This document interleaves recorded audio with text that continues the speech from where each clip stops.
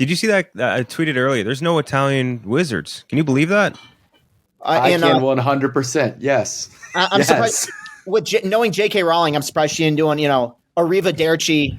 I mean, half of her spells sound like they're Italian words anyway. Yeah. Like Asio, like that, dude. All that shit is. One of the jokes I had lined up for that. I was gonna say expecto prosciutto, but like I was like, it needs work. J.K. Rowling is the Julia Louis-Dreyfus character from You People. Yes, I think she's well intentioned, but she is so fucking problematic all the time for no reason. If she threw in like a trans comment in that movie, it would have been very funny. Actually, the more I'm thinking about it. God, what a waste of my life. All right, let's roll back into it. Back into it. What are you talking about? This is our first time. This is our first time recording LCB episode 75. Right, we were saying. Let's just get into the nitty gritty. We recorded this episode. We recorded it in full. Me, Gooch, Chris, and Eddie. Great discussion, some good jokes, and we had an antique, very retro LCB disaster. Listen, I fucked up. I took a Mecha Okafor. I fucked up. All right. I didn't press record.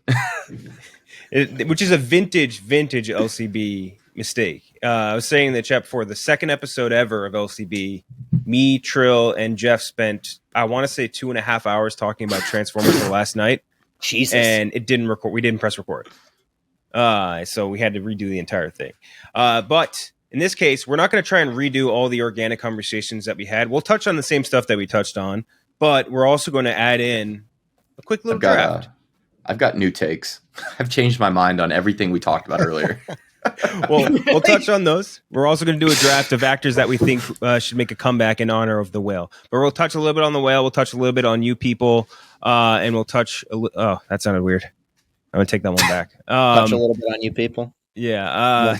Touch little people. No, that's worse. And a couple of news items too.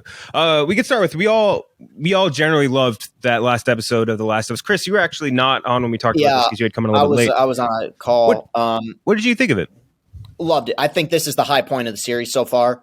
I think I feel very vindicated, quite frankly, about the opinions I've had about some of the other shows that we've watched, because like this is actually like this is fucking art, like what they did in this episode. And I think everybody liked the first 2 episodes, but I really think episode 3 is a turning point where people are like, okay, this isn't just great like survival horror sci-fi. This is really like an incredibly well done series.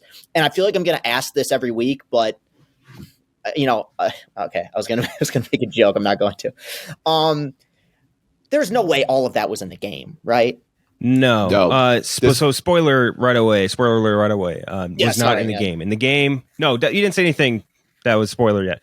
But to give you the spoiler, no, that didn't happen in the game. In the game, Bill and Joel. You as Joel, you interact a lot, and you later find Frank's dead body together. He had run away. I think he had gotten bit, and then he killed himself.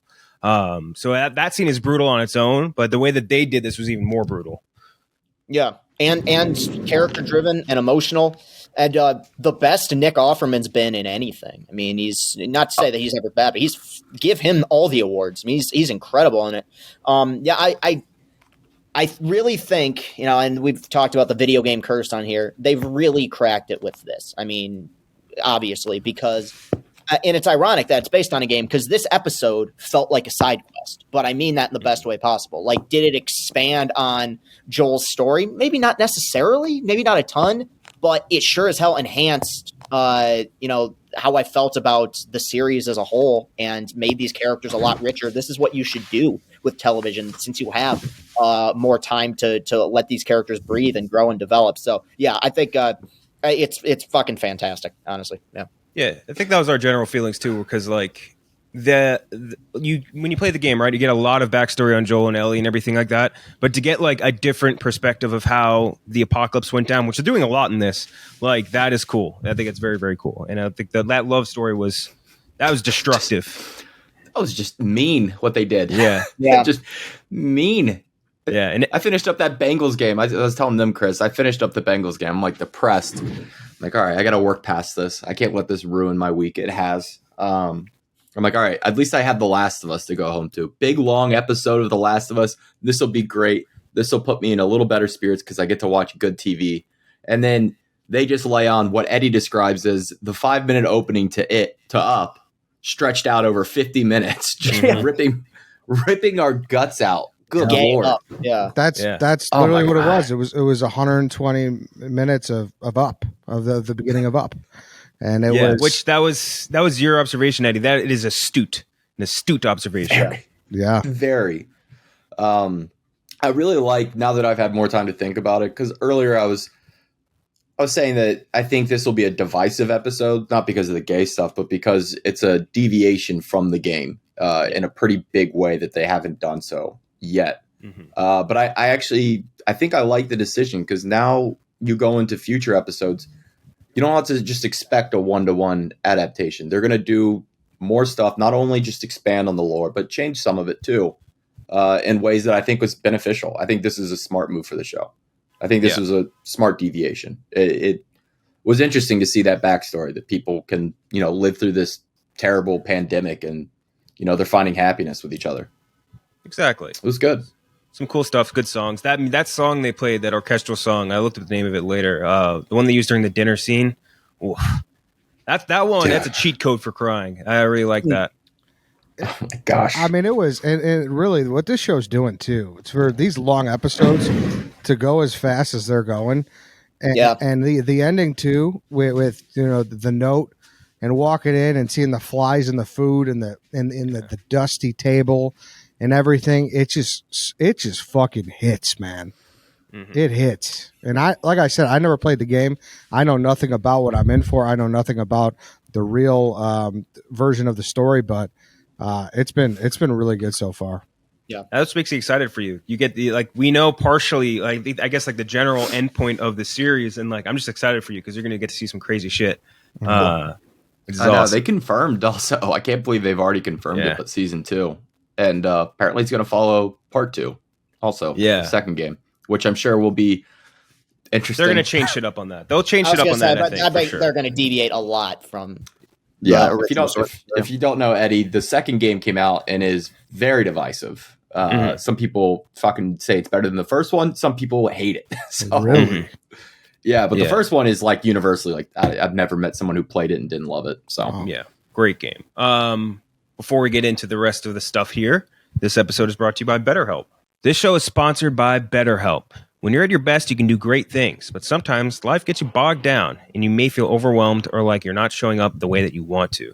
Working with a therapist can help you get closer to the best version of you, because when you feel empowered, you're more prepared to take on everything that life throws at you. We talk about therapy all the time on this podcast, obviously super important. I used BetterHelp over the course of the pandemic when I couldn't get to my regular therapist. It was really helpful, really easy for more reasons than one. If you're thinking of giving therapy a try, BetterHelp is a great option. It's convenient, flexible, affordable, and entirely online. Just fill out a brief questionnaire and get matched up with a licensed therapist and switch therapists at any time for no additional charge. If you want to live a more empowered life, therapy can get you there. Visit betterhelp.com/lights and get 10% off your first month. That's BetterHelp, HELP.com/lights. Thanks to BetterHelp. Some of the other things we talked about, Mia Goth upset about the Oscars, understandably so. It just being all political. She said a change is necessary.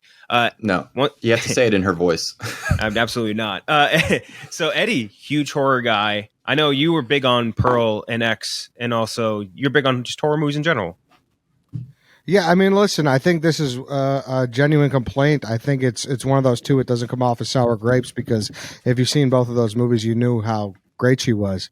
It's weird, and I said this when we recorded earlier. It's some of the the streaming services have broke through. I think they've won some big awards at the the Oscars. I mean, Coda was Apple TV.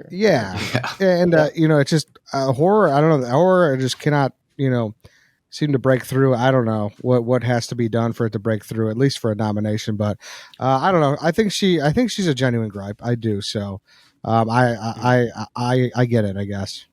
This is a good test, I think just sort of the Oscars just not maybe totally being in the know. I'll give you some of the other nominees for Best Actress, and you can tell me if you saw the movie, since you're a regular guy, essentially, Eddie, I think, if that makes sense. The front runner is Cate Blanchett in Tar. Did you watch Tar? No. Ana de Armas in Blonde. No. Andrea Riseborough in To Leslie. No. Michelle Williams in The Fabelmans. No. Michelle Yeoh in Everything Everywhere All at Once. No, but that's on me. I got to watch that. I got to see that. That was probably the most mainstream out of all of those, other than The Fabelmans. Yeah. It's just tough. That's the worst category too, because while Blanchett and Yeoh are the clear 1-2. They were locks for those nominations, but with the other nominations, they were just throwing names at the wall. So why not just give it to Mia Goth? Let some other people that actually deserve it get in. Their adherence to not they don't want to put in comedy, they don't want to do horror, they really don't want to do action. And it's just stupid. You're missing out on 75% of movies when you're only focusing in on these dramas. It's dumb. I also think over the last several years, there's been a resurgence with horror and just kind of randomly a lot of female-led horror. And so it's not just Mia Goth. I mean, if it was just her, you could say, well, it was something of an anomaly, bizarre year, whatever. But I think between this, Elizabeth Moss and The Invisible Man, and great pick. And Toni Collette in Hereditary. We're coming up on 3 different instances in which you had an actress who gave a great, terrifying performance. Pugh, Midsommar. Florence Pugh. I forgot about that one because she was nominated for something else. But yeah, you're right. I think that the fact that horror seemingly, and maybe Get Out kind of inspired, horror's gotten a lot better and a lot more artsy. I mean that as a positive. It is time we see, we went through the same thing though. I mean, with comic book movies for a long time where guys were giving great performances and never really acknowledged. Then, I think there will be one at some point that's going to get its due, but yeah, I mean, it's a genuine gripe. Horror movies are getting more artsy, aka they finally have plots and right, yeah, it's not slashers anymore, right? Central themes. General I honestly dialogue. did not even love Pearl. I me neither. Yeah, it was. I loved Pearl. Did you? She was awesome. She was great, but as a horror film, it's just not traditional for what I love. But that's the thing with this category all the time. I remember we had mentioned it last time. The Elvis thing is the same argument. Or Elvis, not a great movie. Austin Butler, very good in it. You can get a nomination even if your movie isn't particularly good. Yeah, I mean, fucking Ana de Armas got nominated. Exactly, and her performance wasn't even good to be frank. Yeah. I'm the biggest Ana de Armas fan out. Actually, second biggest Ana de Armas fan updates on Twitter. Yes. Number 1, she's a psychopath, but I love her. I'm the second biggest Ana de Armas fan out there, and I can't defend that movie. I mean, that was terrible, and she wasn't good. I didn't think she was very good in it either. Yeah, she was good in spots, but for the most part, her accent kept flaring up. No offense to her accent flared up a lot. Yeah, I would have. Yeah. I thought, and I know none of us love this movie. I thought Margot Robbie probably deserved a little more love for Babylon. She was really good in Babylon. I would put that in over 2 of them there. Or honestly, 3 of them probably. But still, that maybe should have been up there. A couple others too. No one has seen fucking To Leslie. Not a single human being. No one, not even critics. No one has seen the movie. I was reading something someone had posted. Apparently the voters were essentially harassed by the what do you call it? Their committee to go to the screenings, to host them, to do all this crazy shit. And I don't know. It's a weird campaign, and there's more that's going to come out about that, and I think it'll make for a funny story. Yeah, eventually. I mean they're launching an investigation into it, which means they're just saying that, and then nothing will ever come up. Absolutely nothing will happen from that. Next, we mentioned some bit. Zach Cregger got an 8-figure deal to write a horror epic for New Line called Weapons. Biggest takeaway again stays the same from the last time we recorded, which is Zach Cregger needs to spell his last name with a K. It can't be CREGGOR. That was our takeaway. That's the biggest one. It's great, it's awesome, but the biggest takeaway is he needs to change his last name to have a K, because Zach Cregger is one of the greatest. That would be the greatest horror director name, I think. You have 2 tough names in there between Zach and Craig. No offense to my Zachs or my Craigs. One of my best friends' name is Zach, but it just doesn't feel like a director. Did you just do the I have the black friend excuse for the name Zach? Yeah. This is you people. I can't be racist against Zachs. I have a friend named Zach. I bring home my friend, and my parents are just appalled. His name is Zach. I have the most extensive collection of Zach memorabilia on the internet. How dare you call me mean against Zach's? I was Zach Cregger rookie card. Yeah. Yeah. That was still one of the funniest moments on Twitter, Darren Ravel. Oh my God. All time. Shit, yeah. That was good. Good for Zach Cregger, though. Wild story. Just a wild story. Him going from. We're going to be talking about comebacks later. I mean, that's a hell of a comeback there. Seriously. I mean, going from a comedy troupe to making one of the best horror movies I'd seen in a minute. Yeah, good for him. And we're all Barbarian guys here. Eddie, you really liked it too, right? Yeah, no, it was good. Yeah, I thought Barbarian was good. Yeah, it was solid. Yeah, really solid and just different. But the way they describe this movie, by the way, have you seen? They call it the horror version of Magnolia. Like, that's the vibe. Right. See, this is where it comes problem when like the critical world tries to dive into evaluating horror movies now that they're not just the hack and slash whatever. Is like the only way they can compare it is by referencing it to some other movie like fucking Magnolia. Like, come on, dude. I'm interested. What could a horror epic possibly be? That's what I am interested by this. Like, yeah. Also, it's called Weapons, which is, that's good slang for titties. It could be about killer titties. Or great wide receiver duo. You never know. It could be anything. Next, we'll do a quick touch on both The Whale and You People. The Whale, I gave it a 90 out of 100. I thought it was an awesome movie that I think was really highlighted by Brendan Fraser's performance. I think it was incredible.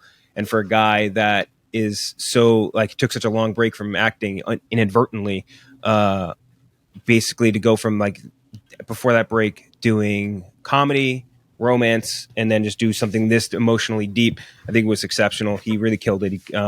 And Hong Chow, also amazing.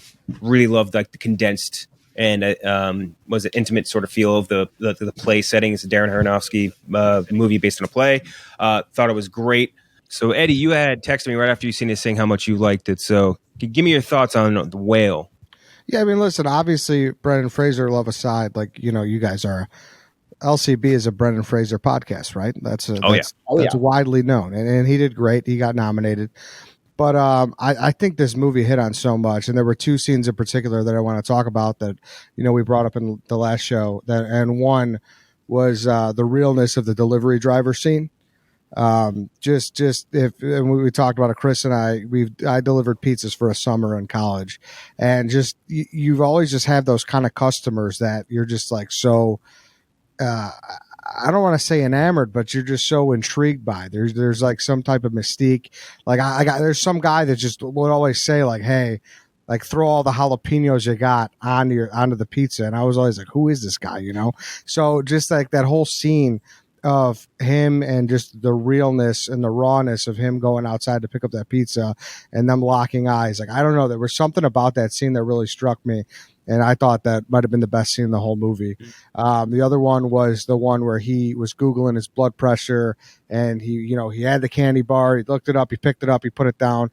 And there were just so many moments like that I just kind of were like, they just hit the nail on the head with how I think this guy just lives his life. And I think a lot of people in America kind of do. So I really liked it. I thought there were a lot of good parts of it, and obviously Brendan did a great job. And I know Gooch is going to touch on some other stuff that he didn't like, and I agree with him. So, but as far as my perspective, I'm high 80s, low 90s. I definitely thought they did a good job. A lot of people, I shouldn't say a lot of people. I did see some criticism that people didn't like that it's done from a play, but I had no problem with that. I liked it, the fact that it was. I don't think they left, besides going to get the pizza and that short scene on the front porch. I don't think they left the apartment at all, but that's kind of the point, right? Like being recluse, and that's like how these people live. So I liked it a lot.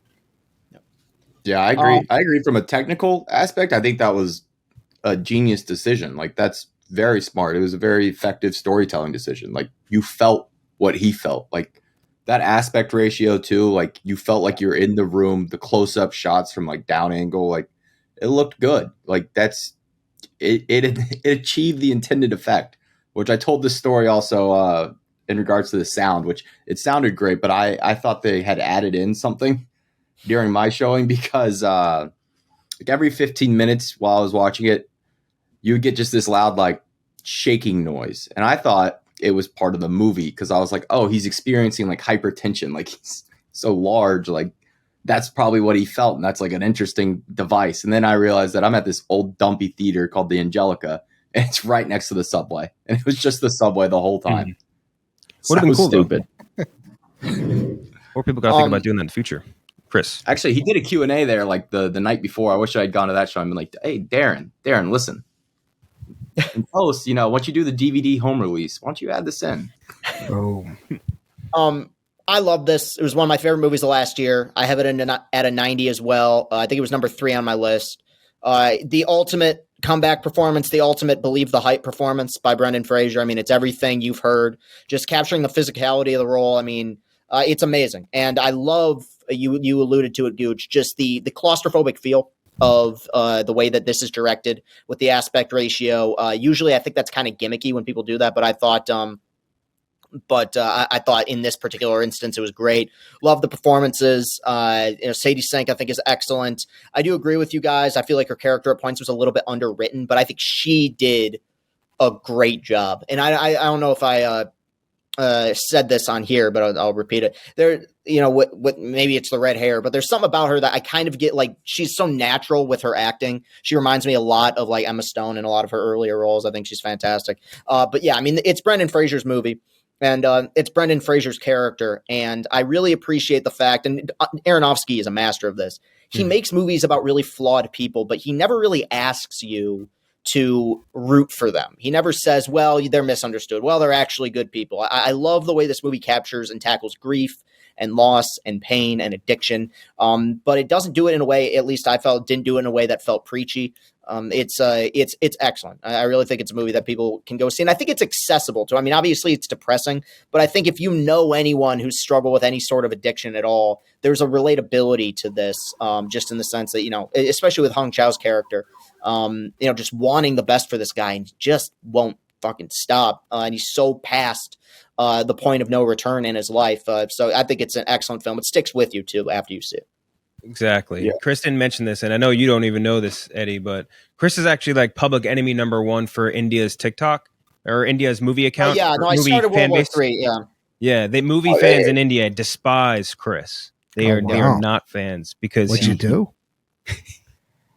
We reviewed RRR, and I didn't like it, and then the review popped like crazy. And in the review, I was wearing a blue shirt, and every comment was like, "I fucking hate blue shirt guy."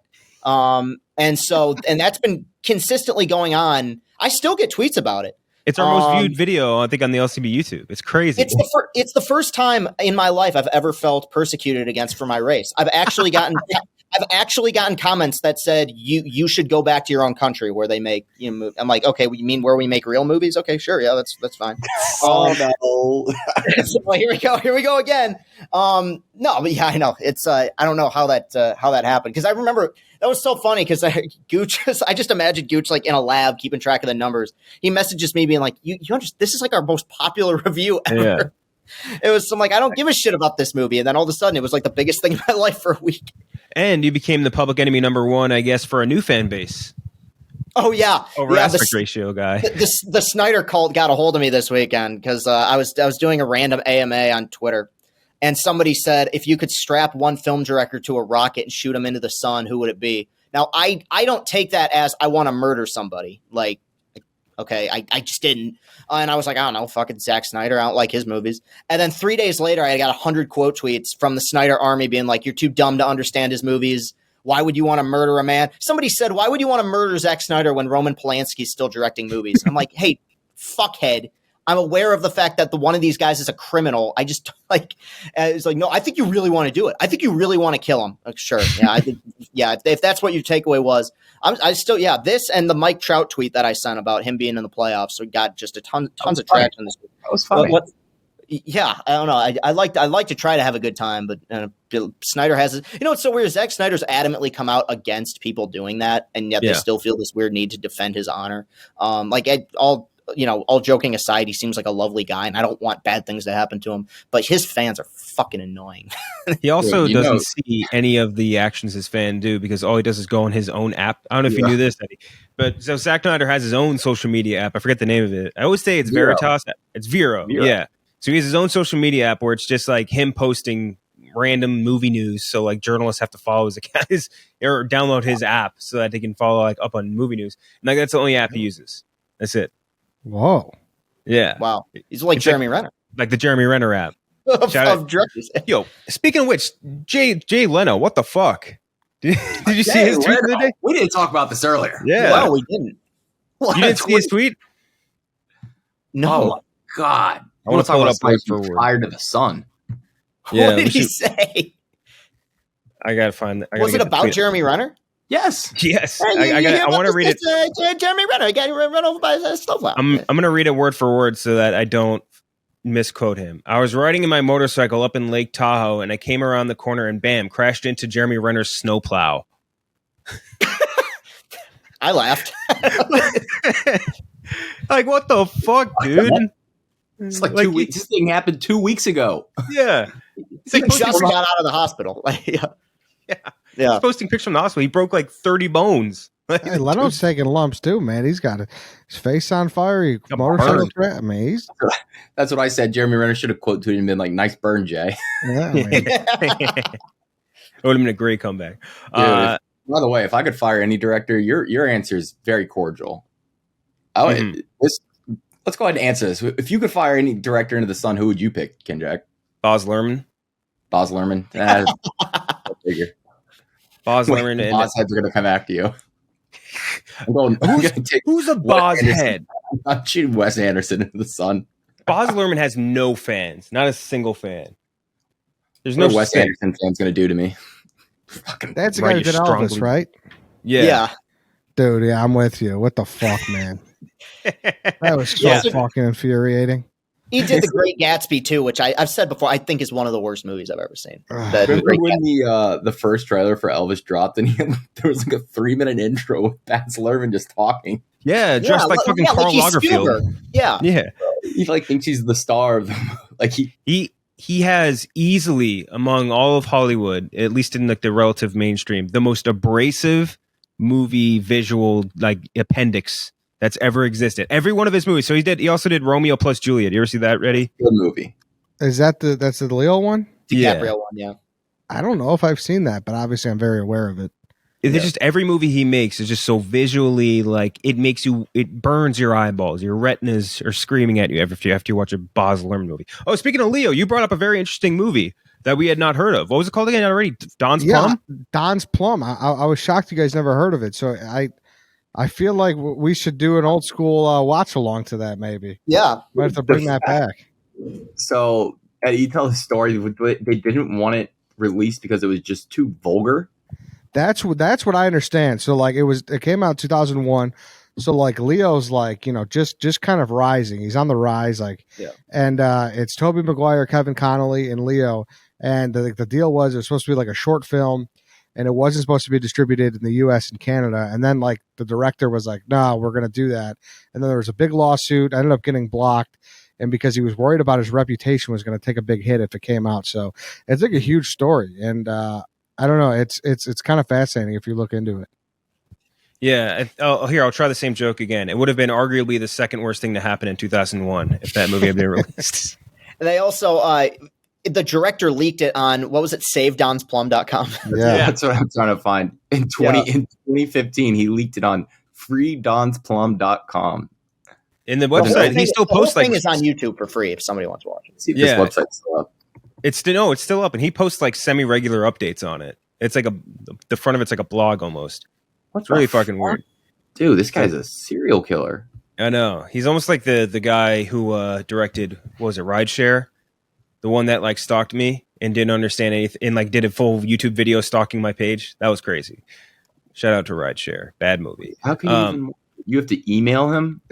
You have to email it's on YouTube. him. It's on YouTube. I ain't emailing him shit. All right, so that was story. Yeah. So that was The Whale. We all like The Whale, I think, to varying degrees, but we all liked a lot and agree that Brendan Fraser was amazing. The other movie we talked about, which is not nearly as fun or good to talk about, is You People, Netflix, a movie where the trailers were dog shit. I think we all thought it was going to be unwatchably bad. I think, at the very least, me and Eddie came to the sort of agreement that there are funny parts in this movie, but it is overall very bad. Specifically, the first 30 and the last 30, when they turn it into just like this very, very ham-fisted, like more performative, like social messaging thing. And that part is it's really gross. But before that, I think that we got to say, before we get to the bad, there was good.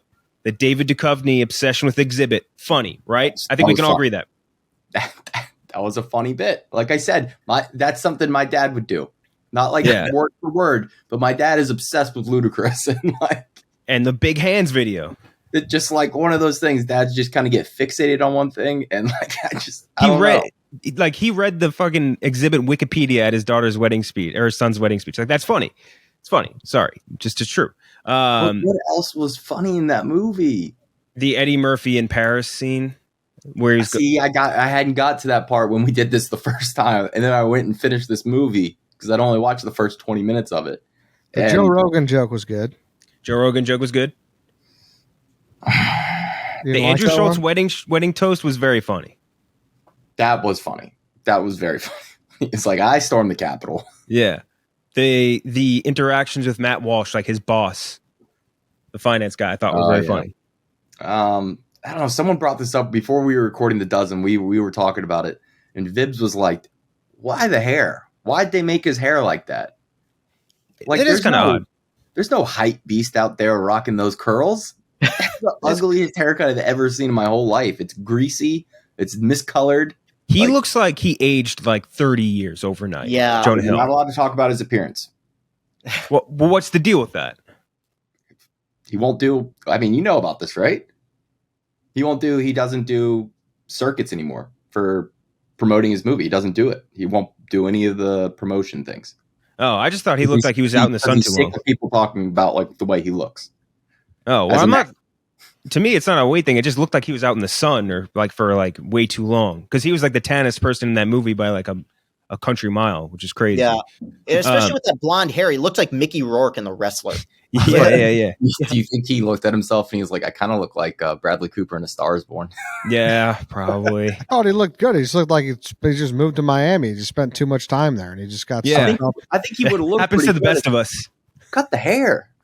You know what I think? Jonah Hill would be really good if he started like in this character anyway. If he started a watch brand, he would be hyper successful. That's where his money would have been made. Yeah. I can also tell the parts that he wrote because he 100% wrote that basketball scene because he looks so fucking unathletic. Yeah. That was like Catwoman level. Like the ball was like hitting him in the face. Yeah. He's supposed to be dribbling it down the court, and then he would throw the ball up. He'd go, it shot like Dave too, honestly. Yeah. You know what? I take it back. There is something funny in that movie. I'm gonna go back and watch that scene. he's dribbling like Stanley in The Office when they play a basketball game. He's dribbling up to his head. After the game, they give him a pair of shoes because that's something you do. Classic behavior. That's something you do when you play basketball. So when they have a good game, you give them a pair of shoes. The Langston Hughes Park bit also pretty funny. That was a recurring bit that I thought was funny. I think the other big takeaway, at least I had from the movie, is that the podcast that Jonah Hill had sounded like legitimately the worst podcast to ever have existed, and exactly the type of thing that Complex would pick up. Right? Yeah, I mean that was pretty on brand. Yeah. Hey, what do you think about KD? Loki fell off. It's like, let's watch this like white dude from LA talk about basketball shoes. Like, yeah, that's going to instantly get picked up. Say what you want about the 90s NBA, but Nick Van Exel, low-key underrated. He's one of my goats. That would be it. But that would be it. It'd be him talking about like this fucking whatever 86 Celtics like Bill. And the other thing was like their professional setup pre-professional setup. Like their first podcast setup, way too professional. Like again, you start in the podcast game. Mentioned this before. You use one item and one item only, and that's the blue snowball. It is like the all reliable of podcasting microphones, and you use the shittiest pair of headphones alongside with them. You don't have a fucking pro microphone setup. You don't have a mixer for sure. Not. You don't have those like legit pro headphones that we get in our offices. None of that shit. You have garbage, and that's it. But yeah, that was the only other complaint I had about. Do you think they know to hit record? Yeah, at least they did that right. Yeah. One legitimate. Although they live streamed in that first one was a live stream, so maybe they just live stream it anyway. So didn't have to press record. Yeah.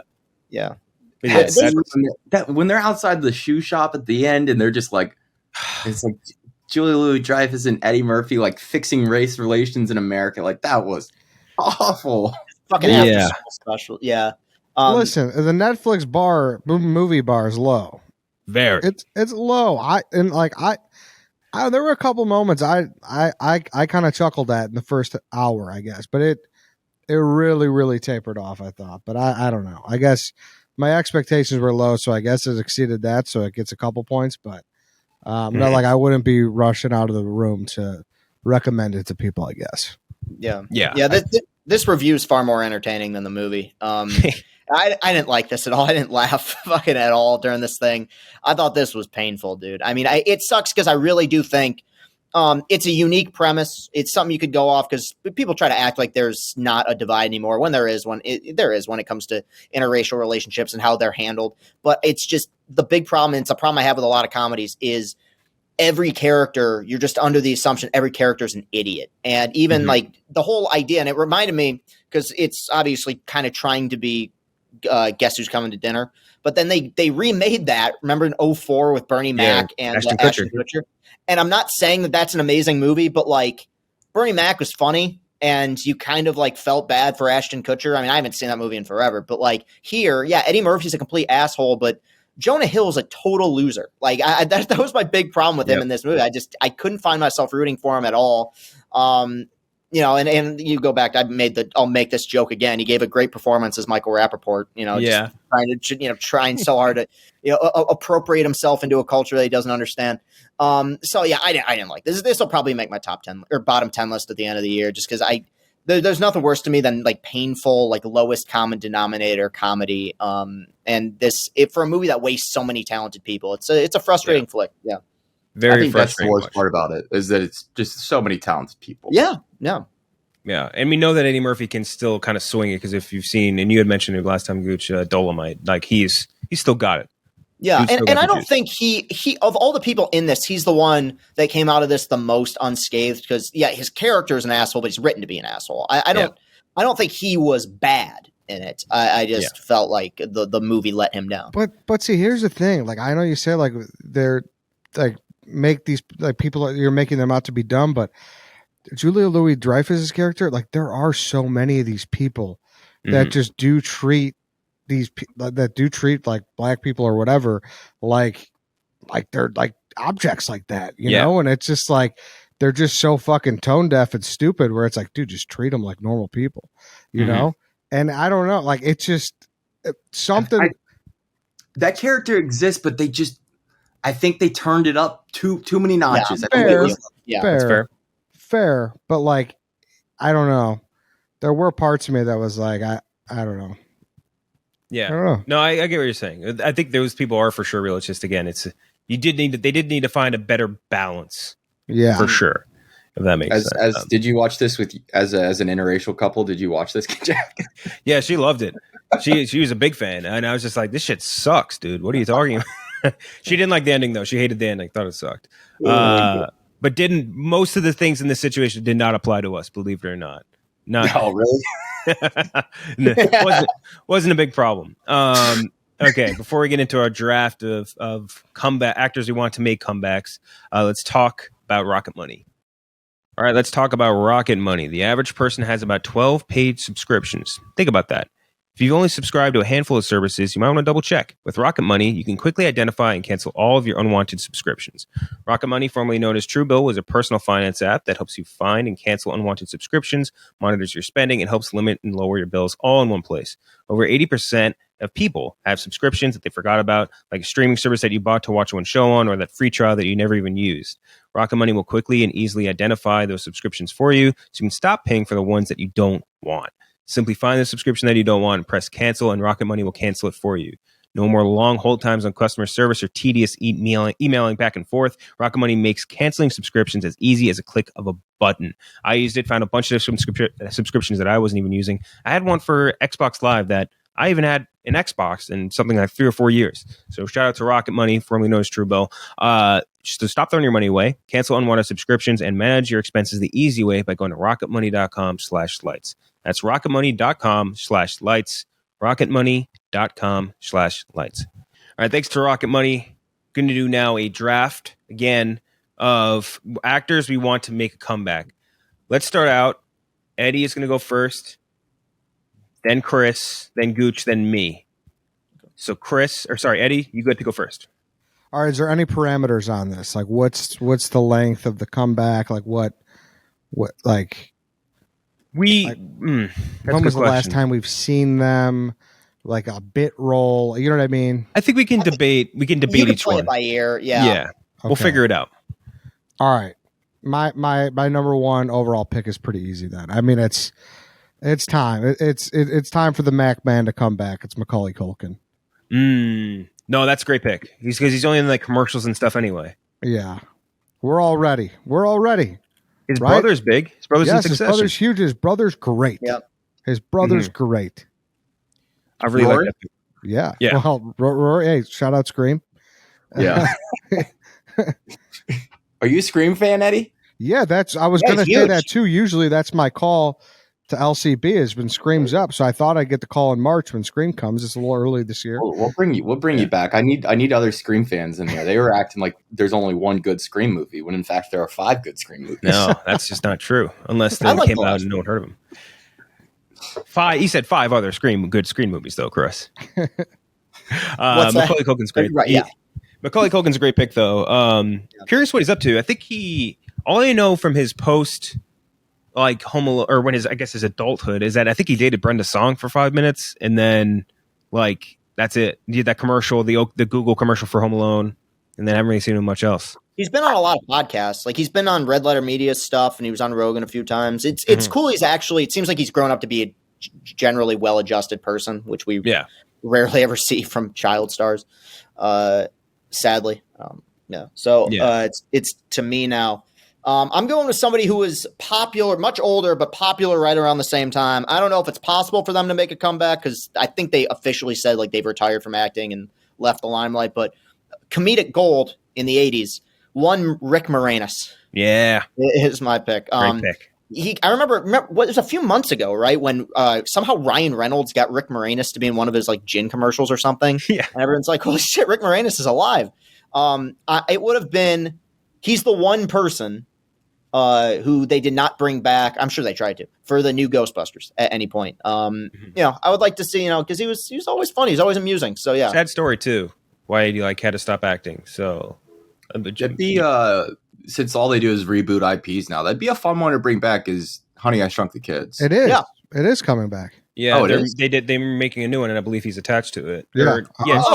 Josh Gad, I think, is the main guy, though, in this one. If I remember correctly. No, it's not bad at all. It's called Shrunk, I believe. Yes, you're correct. Mm-hmm. But Rick Moranis is a great pick. But yeah, sad story too, because I think he had to quit acting because his wife got sick, and then just kind of focused on being a dad, if I remember right. Okay. So sad story, but we'd be very happy to see him come back and do something different. Gooch. Oh, already up. Man, these drafts confusing. Good Lord, let me go through here. Does it have to be someone who hasn't done a role in a long time, or can be someone who's been doing very middling roles? We'll play by ear. Because I am going to go Mike Myers. He's done he did the Pentaveret last year. I mean, I didn't even watch it because I heard nothing positive about it. It was okay. His run in the 90s was up there. I mean, Jim Carrey, I think, would be number 1 for the 90s runs, but Mike Myers is funny as shit. And the fact that he hasn't really done anything since The Love Guru, it was a bad movie, but should he have lost his career over it? I don't think so, right? What was the story though? Like he had a lot of I think too much creative control over that movie. And what was that other story that was very funny? I think on Cat on the Hat, he had the movie pay for someone on staff to give him cookies or something like that. That might be a rumor, but I choose to believe it's true. Right. But you see, I've always heard that wasn't him, but that his publicist was an asshole. Who is that would also make sense. That's what I've heard. But I always heard that he was just like he got a reputation for being difficult to work with, but then I heard it's because he just really was stuck in his ways with what he believed in creatively. Like the rumor goes that they wanted to take out Bohemian Rhapsody from Wayne's World, and he's like, no, this is the fucking song. Like we're sticking with this song. Like no other song's gonna be in this, and he was right. Yeah. So it's like, 100%. What do you fucking do in that situation, right? Mm-hmm. Also, he was the one. Speaking of creative decisions, he forced them to allow him to do the Scottish accent. Yes, that's true. Yeah, that was not written in at all. He just did it. He can come back. So funny. He also again just bringing back Shrek, I think, right? Those random roles he does every now and then, like in fucking Inglourious Basterds, just so random, but it's just like I like that. I like seeing him back in the business a bit. But Pentaveret, maybe wasn't great. I would love to see him lead a comedy movie, even bring back Austin Powers. I don't care. I bet they do at some point. It feels like it's just hanging there that they bring it back. Yeah. Even as much of a step down as 3 was from 1 and 2, it's still funny. Like I think there's still jokes left in that tank, and you could do a lot more, especially now that like we just got done with Craig's full run. Yeah. Like, you could do a lot of parody off like how serious and like more dramatic his Bond movies were. Like that'd be fun to do. Yeah. All right. So I'm up. I'm going to pick a comeback. And for this guy, I just want him to come back for one last hurrah. One last movie. That's it. He's up there in age. Just hasn't done a movie in a long time because he hasn't had to. His reputation or I think success story is more than big enough. Jack Nicholson. Yep. Just give me Jack Nicholson in one more movie. Wow. Yeah. Give me Jack Nicholson in one more movie, and I'll be satisfied forever. But he's just been not acting in anything for a while, which, again, understandably, is very old. But I would just love to see him just one last role. Nothing too kinetic like he's like usually doing, I guess, but just something good. Just a line. Even just a line. Yeah. I just think to see him. Just to see him one more time. One last time before he rides off into the sunset. Not in like the mean way, but just like until he rides off into the Hollywood sunset, I guess. Yeah. But I love Jack Nicholson. Yeah, I would love to see, like, Scorsese's doing a new movie every 2 years at this point. Like, you can find a role for him. Come on, find a spot. It's reports too. Like I said, this is all rumor and whatnot. But it's supposedly he's not, like he has trouble remembering lines and whatnot. Yeah, I remember that story. Yeah, so who really knows? But like you said, like just find a good like little one hitter line and just a nice way to see him kind of ride off. It just seems like Once Upon a Time in Hollywood would have been the perfect role, right? But that would have been great. He hasn't acted since 2010. Yeah, that's what I'm saying, man. It's been a long time since we saw him. The next actor, I would potentially, like, it doesn't work for this draft concept, but if I could, like, if we could change it to being, can I go back in time and erase the bad shit they did so that they could make a comeback? Kevin Spacey would be on that list. I mean, you just want to talk about a guy that's a fucking great actor. You go back and watch like anything he's in. He's just so good at everything. He's just such on the graphic. I can't. Yeah. No, I'm not. I'm not picking him. I'm just saying. You're not wrong. You're not wrong. He's like a world-class, like top of the line actor. But he is just also a world-class top of the line like rapist, which makes it very, very like it's just you can't have him ever again. Just what a fucking asshole, man. Waste.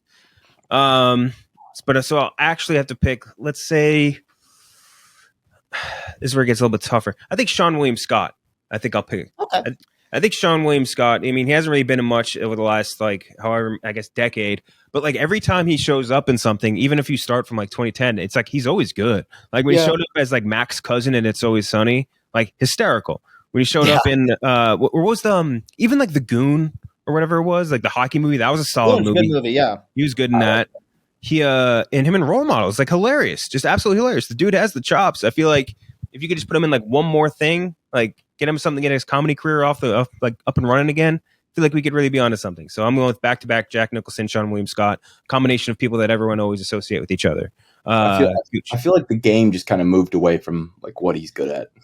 But even then, like his comedy, like his style of comedy, like they just don't make that anymore, which is sad. But like that's the box problem where like people want to fit him in a box. And as far as like what he can do, I think he could do more. I think he could adapt and overcome and do something different. Both were on my board. You're right. I mean, hey, Sean William Scott. I mean, his roles have been canceled, so to speak. Yeah. I know they everybody cares about Stifler's mom now, but nobody's asking about Stifler. Come on. That is ironic that she became the biggest star from that. Trobon sent me a very funny clip earlier. It was an article from The Athletic saying Jennifer Coolidge's superpower is taking the roles that the industry has typecast her in, oversexed, obnoxious women of a certain age, and humanizing them into something more than a mere laughingstock, which is not true.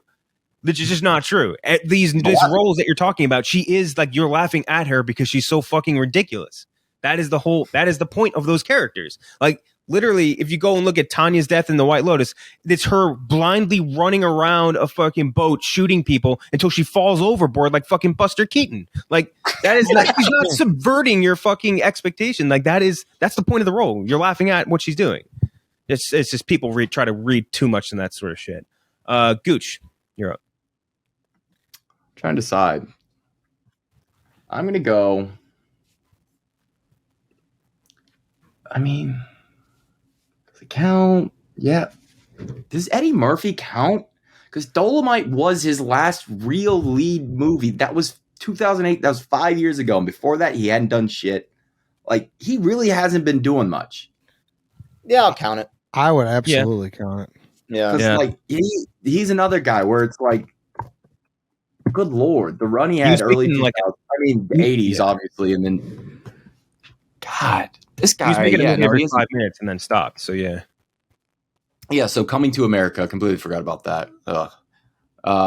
He needs to make a comeback and do like a real comedy, like something that's funny, like something that'll make me laugh. Not you people, not Coming to America. Yeah, stupid ass title. Eddie Murphy's one of the goats. I mean, he's like a stand-up goat and a comedic actor goat. Like, he's just funny as hell. Yeah. This is like this draft is just showing us too. Like, they don't make comedies the way they used to. Like, not even just the way they used to. They just don't make them. They just don't make comedy movies anymore. Just stopped. Chris. I'm going to go with an actor who like was famous for so long. And it's one of those things, it's very similar. The Jack Nicholson pick reminded me of this person because they peaked like at their top. They were top of the A-list, respected actor. Then they kind of became a meme, like a parody of themselves.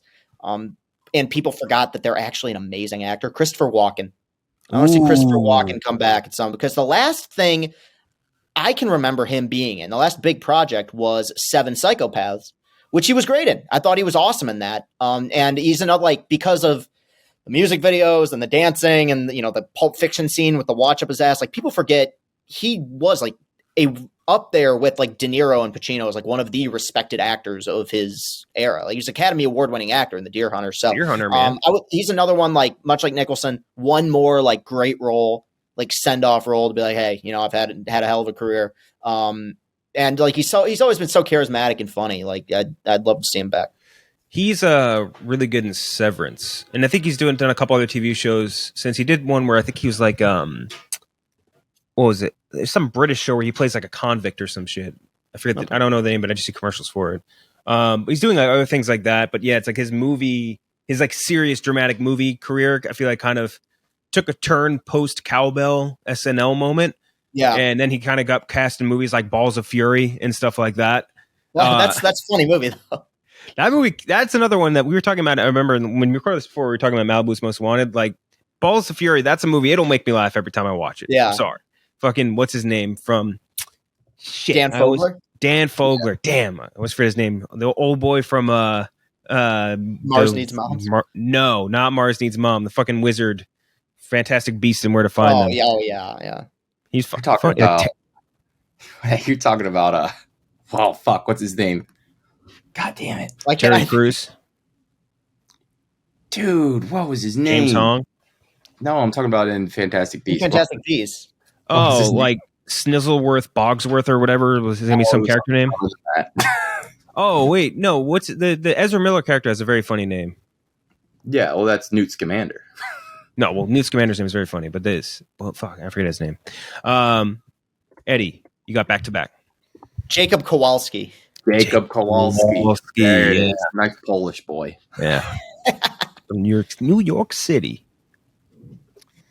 All right, I'm going to go back. It's all nostalgia for me. It's all nostalgia. Yeah. We're going, let's bring back fucking Jennifer Love Hewitt. Let's see what she's got left. Dust that off. That's a great pick. Right? I mean, dude, she was all over the place back in the day. I mean, I know what she did last summer. Can't Hardly Wait. Like, those are some classics. And then she just, Teen Magazine, all those, like, she was just all over the place. She was her. Like, which is the girl version of him. She was her. She was the it girl there for a little bit. What was the show where she talked to ghosts? Ghost Whisperer. Ghost Whisperer. Yeah. Damn. Real creative. I basically described the show as the name. It's just the volume in which he says it. Yeah, and like, I'm not saying it would be good, but I'm just saying, like, if you heard that she was leading a movie, you would be interested, right? You'd tune in. Oh, yeah, I'd be interested. Yeah. I was thrilled when she was in Garfield. Yeah. Dude, you ever hear the story of that Garfield with Bill Murray? What is it? Not Eddie Murphy. Fuck Bill Murray signed on to do the Garfield movie because the guy who's directing it, I think, what was his name? Like John Cohen. He thought he was. No, it was Joel Cohen. The guy's name was Joel Cohen. So the guy named Joel Cohen was directing it. He thought it was one of the Cohen brothers, just a different guy named Joel Cohen. Joel Cohen was one of the writers. Peter Hewitt directed. Okay, that was it. Something like that. But yeah, that's a rough scene for old Bill. Eddie, get back to back. Tough. All right. You tell me if this one counts. He's in a big one this year, and he's kind of back, but he was like one of the original What Happened to That Guy, and he's, like I said, he's kind of back, so I don't know if he counts, but I mean, Josh Hartnett. Fuck, man. Yeah, definitely counts. All right. Fucking he's got Oppenheimer's the first thing he's been in forever. So here's a little story. Me and Jeff interviewed Josh Hartnett, I want to say 6 months ago, probably at this point, for this Guy Ritchie movie. That was supposed to come out that same week. Still hasn't come out, so we still haven't been able to air the interview. It's still stored somewhere. I don't know where, but we have an interview with him. He was a very pleasant guy. And you want to talk about dudes that had an incredible run. He was in basically every movie from 1998 to 2004, I would guess, right? Yeah. Did Pearl Harbor kill it for him? Like, was that? That was like 2001. He was in like Black Hawk Down, 40 Days and 40 Nights. In that horror movie, Faculty. Is that it? I love that movie. That's like one of my guilty pleasure movies. It's also one of the best casts like of all time. Have you ever looked at that cast? Dude, it's massive. It's insane. It's truly one of the greatest casts of all time. Like, not exaggerating either. Lucky Number 11 might have been the turning point. That was 2006. 30 Days and 30 Nights. Yeah. Or no, not. Yeah, so he did 40. And then he did 30 Days of Night. Yeah. Oh, shit, I never put that together. That's crazy. There has to be more. I always thought he kind of looked like, or when Frankie grows a mustache, our coworker Frankie, he kind of looks like Josh Hartnett a little bit. I don't know if you see it. If you see it, but I don't know. I thought it was a little. I think he kind of looks like. I think he looks like Jacob Kowalski when he grows a mustache. That pencil thin mustache. But yeah, I think that's a great pick. He round face, Frankie. They put that dude in absolutely everything, boy. And it was just, man, he just disappeared.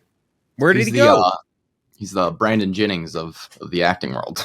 Brandon Jennings scored 55 points as a rookie or whatever, and then just disappeared off the face of the earth. Monta Ellis. Well, he went where all careers go to die, and that's Detroit. That's right. He didn't even go to college, right? He played in Italy or something. He was one of those original, like, I'm going to do a year overseas guys. Yeah. It was so fucking cool when he did that. Let's see. Man, he had Pearl Harbor and Black Hawk Down in the same year. That's fucking sheesh. So it was definitely the two biggest war movies of that year, at least. And then there was an actual war that happened kind of after that, later in the year. Sin City, 2005, yeah. Hollywood Homicide with fucking Harrison Ford. Yeah, there we go. Now we're cooking. 40 Days and 40 Nights, there again. And that girl that was in there was another person. Like, her name is like Shoshana something. That was also in A Knight's Tale with Heath Ledger. She was like, She was big for 5 seconds too, and then she disappeared. Fuck, that was a great pick, Eddie. Wait, what was that girl's name? She was never in anything else. She was in those 2 movies. She was like the love interest in those 2 movies, and then I never saw her in a movie again. I think she's married to what's his name from My Name Is Earl, Jason Lee. I think, and I think their kid has a weird name, if I remember right, like pilot instructor or something. God, she was so hot in that tale. She was. Chris, you're up. I'm gonna go with a guy that I want him to make a comeback, but under the caveat he chooses projects like he did in the 90s. Johnny Depp. Johnny Depp, I think, okay, I got to walk a tightrope here. I think there's this idea out there that Johnny Depp's career like died because of the Amber Heard thing. No, it died because he did fucking Mordecai and like a bunch of shit. The Rum Diaries. Yes, like it's Dark and obviously, like it sucks what happened to him. I'm glad they won the suit. Like, well, that's all true. But he was in a lot of bad movies consecutively, and it's one of those things. It's one of those prime examples. You brought it up with Christopher Walken and the cowbell thing, where what an actor becomes known for kind of ruins his career. Because like when he played Jack Sparrow, that was his peak, right? And everyone's like, what an amazing performance. And then every fucking role he took after that was, here's Johnny Depp in a funny hat. Everyone, it was fucking Alice in Wonderland, Chocolate Factory, Public Enemies, Mordecai. It was just him being wacky, kooky, and zany. When in the 90s, this guy was like, he was such a versatile actor and like really cared about his characters. And somewhere along the line, he kind of just stopped caring. I'd love to see him come back and do. And in fairness, the one movie he was in somewhat recently where he was great was Black Mass. He was fucking awesome as Whitey Bulger. Like I want to see him take that movie roles. Stunk. He was good in that though. He was really good in it. Strong. I want to see him take roles like that allow him to stretch as an actor, not just be some variant Goofball. of what Jack Sparrow was. Yeah. Yeah, just an insane. He had a rough decade. That's a good point. The more time he spends in London, I think the worse actor he becomes. Got to fund that wine collection, man. Exactly. You're from Mega Pint. Quit cosplaying, Johnny Depp. You're from Paris, Kentucky. Yeah. Except your roots already. I recently rewatched Chocolat for the first time in a while. Man, dude, talk about this being like the sexiest man on earth for like a hot 10 years, I would say, from like 95 to 2005. Just unbelievable. Good looking guy. Have you seen Crybaby? No. Pretty funny little. It's like a spoof of Grease almost, or spoof of like a 50s like greaser kind of movie, and he's really good in it. He sings in it. Like it's charming. He has a very funny bit in I don't know if you guys have ever watched the show Life's Too Short with it's Ricky Gervais, Stephen Merchant, and Warwick Davis, HBO show. But Johnny Depp has a very funny cameo in it, as does Liam Neeson. Liam Neeson's cameo in that show, every single time I watch it, I like cry laughing. It's so good. It's so funny anyway. Gooch, you're up. I'm going to go with, and he's done, actually, I don't even know if I can count him, because he's done a lot of stuff, but it's nothing big. I was going to go with Ron Livingston. He's done a lot of indie stuff, but no, that's good. That's a good pick. Yeah. Ron Livingston is a guy that feels like he should have taken off, like big time after Office Space, and he really never did. Like he's very charming in like almost like the Vince Vaughn kind of way, like an everyman, like, and he's just never really done it. I guess it's just Band of Brothers. I'm looking through, the Band of Brothers. I'm looking through his projects now, and he's just doing so much smaller stuff. The last big thing he was in, he was in Flash. Dinner for Schmucks. He wasn't in the. Yeah, he's one of like his coworkers, Paul Rudd's coworkers in Dinner for Schmucks. Yeah, and he's going to be in the Flash as. Billy Octavia Spencer was in Dinner for Schmucks. I remember right. Took Billy Crudup's character, Henry Allen, the dad. Ron Livingston just. You always got the vibe he should have been bigger than what he was. And I think it's still on the table for him because he hasn't. He's one of those guys that really hasn't aged much at all. No, he looks good. One of my favorite Family Guy bits of all time, the bit with Ron. I posted on Twitter a few days ago. Ron Livingston's parents. Oh, they can't recognize him. Well, they're on a bus and they can't remember his name. And a random guy just goes, "Is your son Ron Livingston?" Yes, that's bothered me all day. Thank you. That's funny. That's a great that guy actor. We're like, you see something like, There's a Twitter post a few weeks ago that said something like, "This motherfucker looks like every person ever," or something like that.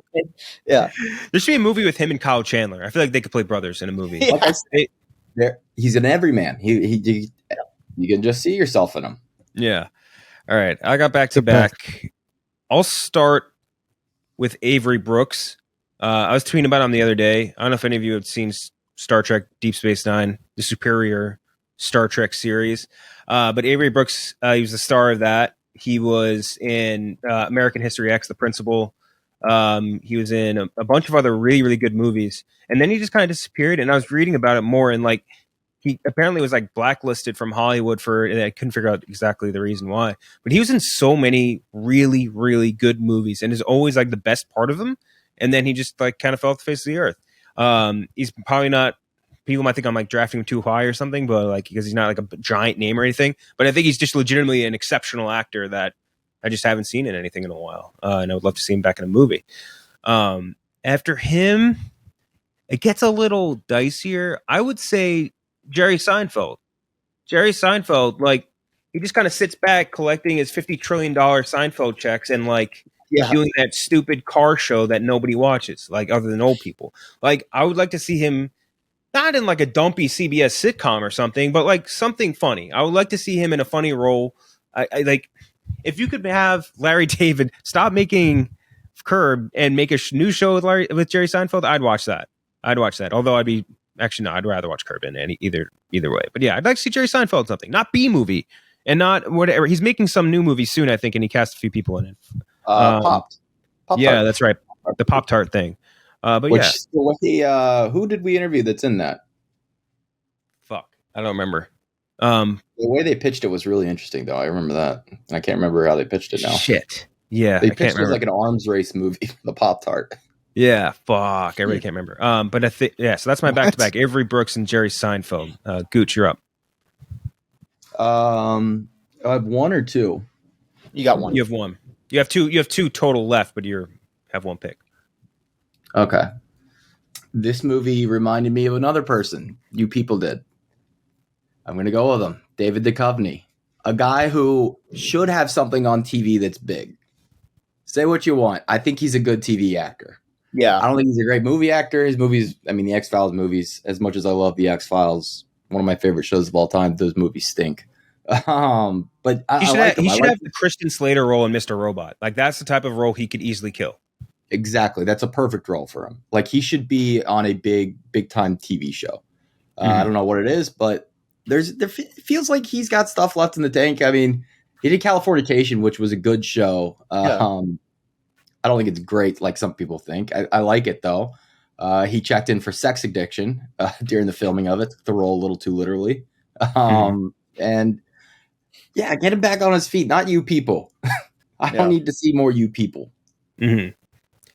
Chris, you're up.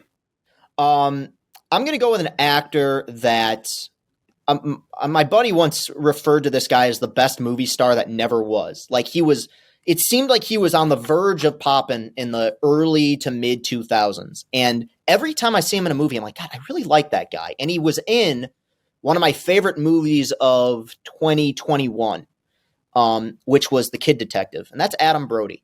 I always fucking like that guy. Everything he's in, I always liked him. It's like I think Shia LaBeouf took his shine. Like I think Shia LaBeouf got the career that he was supposed to have. He was just too old to play high school Peter Parker. I think like he just missed that window. But Kid Detective is an awesome movie. That was one of my favorite movies of that year. So yeah, I just always really liked him. I think he's making some sort of a comeback now. He was in Shazam. I was about to say, you're excited for Shazam too? Mainly, he was the best part of the first one. Mainly just for him. So yeah, I always really liked Adam Brody. That's a good pick. He also, a role I always liked him in was Mr. and Mrs. Smith. He plays like what was like the CIA's plant or whatever guy. Yeah. Very funny role for him. And thank you for smoking. He's funny as shit in that movie. Yeah, that's a good movie. I gotta go rewatch that. It's one of my favorite comedies of all time. Yeah, it's really a good cameo in Promising Young Woman. Oh, that's right. Yeah, he was like the first douchebag. Yeah, right? damn. Yeah, fuck, he's great in that. Yeah, that was cool. Wow. Then he did have a good year that year because that was my favorite movie of that year. So I forgot he was on that. Yeah. All right, Eddie, you get back to back to close out. All right, I mean, Gooch, you mentioned him. I feel like this guy's draftable. You guys tell me if I'm wrong, but Vince Vaughn? Yeah, I was thinking that too. He hasn't done a ton. I get like Freaky is the last movie he was in, which he was really good in, by the way. I was going to say he was good in that. Was it? Yeah. All right. I didn't see it.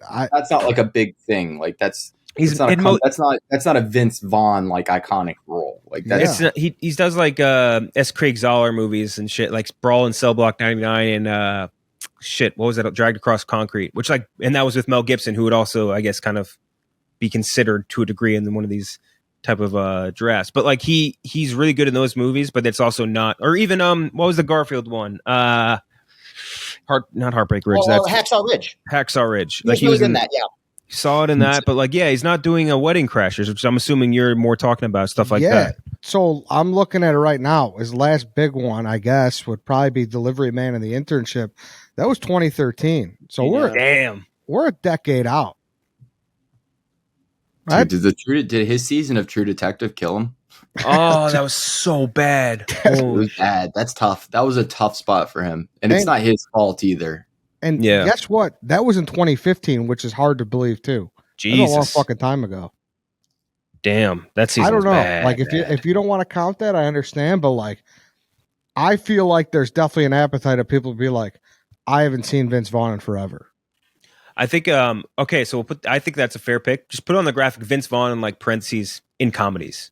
I think, and I think we're set because he hasn't really been in a lot of comedies. And like Freaky, you could consider like semi in between, but like it really wasn't a traditional type of comedy for him.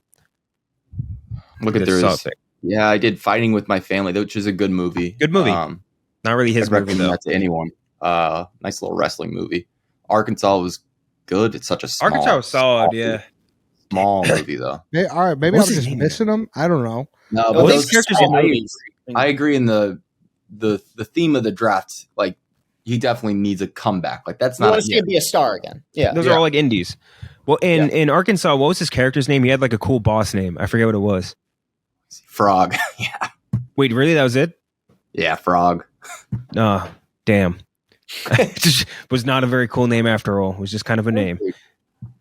But that's a solid one. I gotta rewatch that. Eddie, your last pick. Last one. I'm gonna go back to the Jennifer Love Hewitt route. I'm gonna take Sarah Michelle Gellar. Yeah, damn. Yeah. That's a great one. I had it on my list, but I was just like in between on it. I feel like people forget how famous she was from. Like she was fucking everywhere for like 2 or 3 years. Yeah. Yeah. Buffy. Yeah. And then just kind of disappeared. And other Buffy people, like what? Who's Nate was not Nathan Fillion. Who's the other dude that was in Buffy? I thought you were gonna say Nate's a big Buffy guy. Yeah, no, that would make sense. That would make sense. Fuck, what's that dude's name? It's the dude we interviewed, David Boreanaz. He was Angel, right? Mm-hmm. And which is also, I think, a Buffy character. But yeah, it's interesting. I like that pick. She was everywhere and then she was nowhere. Yeah, basically. Her and Freddie Prinze, though they do like a podcast or something. They're influencers. Yeah. Yes. That one clip when they're talking. Have you seen that? About Scooby-Doo. Yeah, have you seen that before, Eddie? No, what was that? Let me see if I can pull it up. I'm just looking now. So I guess she was in Clerks 3, but before that, 2009 was her last movie. So damn, yeah, that's crazy.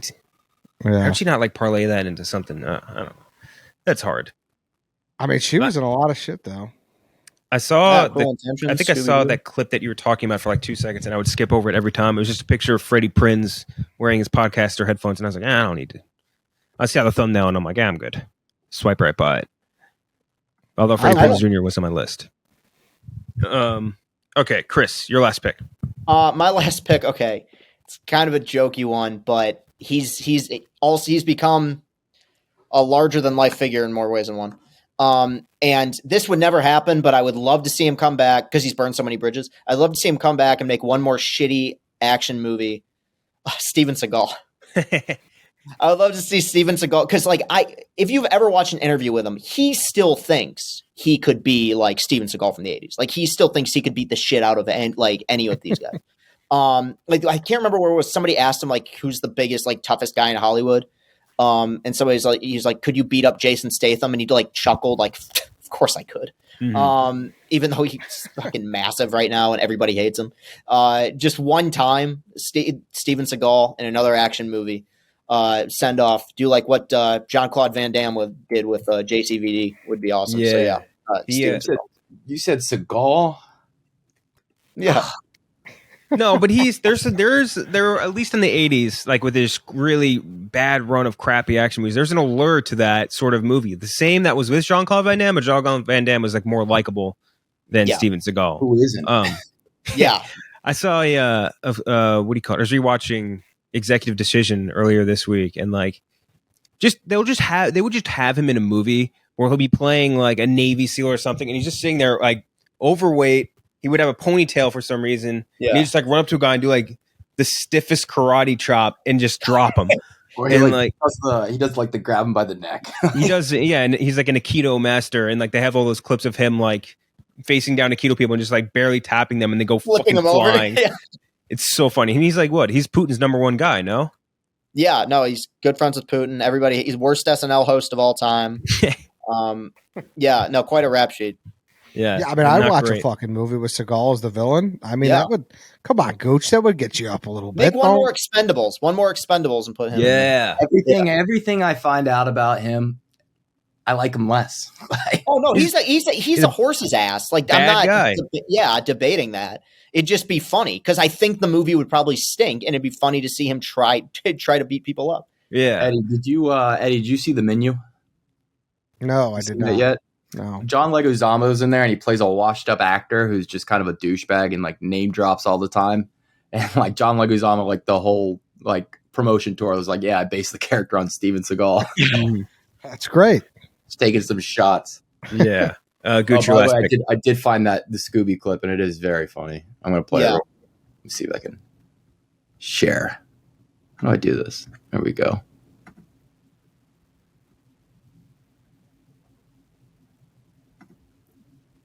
There we go.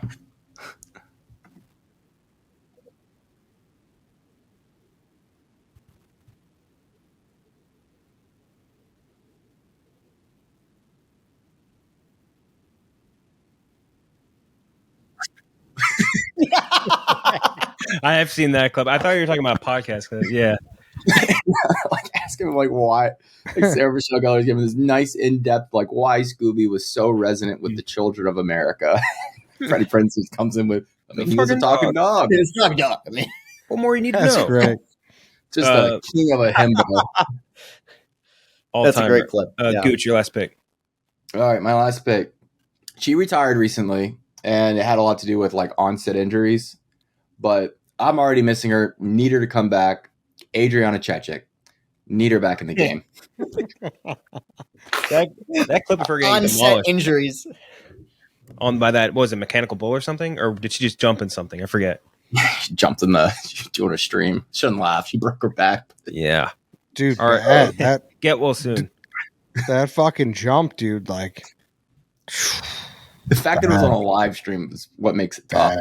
That's not a Chechik guy. I'll be frank. Never have been. She's got a very wide filmography. You know what I'm saying? Not into butt stuff. It's just Ken Jack doesn't like butt stuff. Everyone knows this. She's retired though, Gooch. She's not coming back. Yeah, she's retired. At least when I looked up retired porn stars 10 minutes before we started. Okay. You did your research. She came on the list. The other names in consideration: Jenna Jameson, although a little before my time. Yeah, that's Sasha Grey, who is a actress in her own right. She was in a Soderbergh movie, right? She was. Her song was in the Mission Impossible Fallout. That was her singing in the club scene. Really? They go into France. Yeah.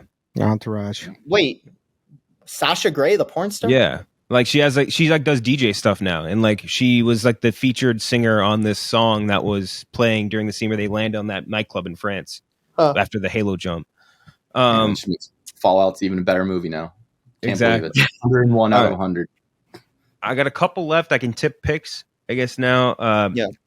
So I always kind of like Jack Fox from Lost. He has like a cool intensity to him, but like he's not an actor where I'm like, I fucking need to see more Jack Fox. Like Tony Shalhoub, I would love to see. Was it Jack Fox or Matthew Fox? Oh, you're right, Matthew Fox. Jack Fox is the punter for the Lions. That's my bad. He's a big Sharon Left Me guy, so shout out Jack Fox. Tony Shalhoub, like I know he's in Miss Maisel, but like I don't know, really good in Mrs. Maisel too. Fucking make a new season of Monk. I don't need any more Mrs. Maisel. Hayden Christensen, that was on my short list. Yeah, but like at the same time, I'm like he's still kicking. He's in some stuff. I love him, but is he a good actor? That's the other thing. Is like, but like if he were to make a new movie that isn't Little Italy, like yeah. He can be. Shattered Glass is one of my favorite movies of all time. He's great. Yes, you mentioned that before. I thought you were going to say Jumper, but whatever. Emilio Estevez I considered as well. Which very funny American Dad bit on Emilio Estevez, right? Just like I wish more people were like Emilio Estevez. He made some good movies and just rode off into the sunset and never heard from him again. Tobey Maguire, Ashton Kutcher, Christopher Mintz-Plasse, I've also considered heavily. That's a good one, yeah. Yeah, because like he just haven't seen him in anything really. No, Kick-Ass young woman. Yeah, for 5 seconds. Michael Cera, I feel like I haven't seen it in anything in a long time. Yeah, Jesse Eisenberg took his throne. Yeah, that's true. I do like the Ashton Kutcher thing. I still think it's wild that no one really talks about that, where he just went blind. Yeah, he does a bunch of charity shit. Blind? He had this thing. Really? Yeah. Okay. So Ashton Kutcher, reason he wasn't acting among like he also like started a family with Mila Kunis, like so dealing with that shit. But he had a nervous system disease that basically shut down his body. Like he couldn't see, he like couldn't hear. Like he was basically living in hell for a year.